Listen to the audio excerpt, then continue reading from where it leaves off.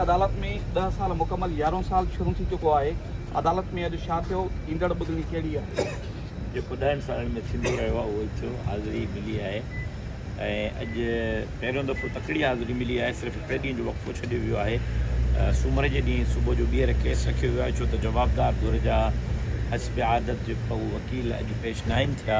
लेकिन बहरहाल 10 सालनि खां जेको असांजो अदालत ते इंसाफ़ जी उमेद जो सिलसिलो क़ाइमु आहे उहो अॼु बि क़ाइमु आहे। असां उमेद रखूं था त अदालत इंसाफ़ कंदी ऐं कातिलनि खे जेको आहे उहा सज़ा ॾींदी।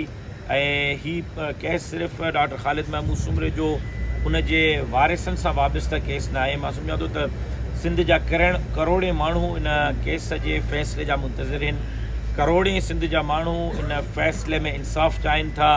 शहीद जा रूहानी ऐं जिस्मानी वारिस जेको आहे उहे इन केस में इंसाफ़ चाहिनि था। मां उमेद करियां थो त अदालत तकिड़ो जल्द ऐं सस्तो इंसाफ़ फ़राहम कंदी त जीअं कातिल खे फ़िर किरदार ते पहुची सघे। जी बिल्कुलु, नासिर महमूद सुमरो फ़रियादी थिया आहिनि। अच्छा साईं, अॼु अदालत में छा थियो? अवां अदालत में छा थियो? अदालत तरफ़ां आइंदा जे लाइ छा थियो? बिस्मिल्लाहिर्रहमानिर्रहीम। मां पहिरियों थोरी करैक्शन कयांव जी। केस में फ़रियादी भाउ राशिद महमूद सुमरो साहब आहे ऐं भाउ जे मुद्दईयत में FIR पहिरें ॾींहुं दर्ज थी हुई। भाउ राशिद साहब जेकी गुफ़्तगू कई, असां यकीनन हिकु उमेद खणी 10 सालनि खां अदालत में मौजूदु आहियूं। हर हाज़िरीअ ते साॻी उहा उमेद खणी अदालत जे साम्हूं पेश थींदा आहियूं त अॼु असांखे इंसाफ़ मिलंदो। अॼु बि उहा ई इंसाफ़ जी उमेद खणी करे अदालत जे कटहरे में मौजूदु रहियासीं। लेकिन हस्ब आदत वकील न आहिनि आया। सूमर वारे ॾींहुं वरी डेट रखी वई आहे।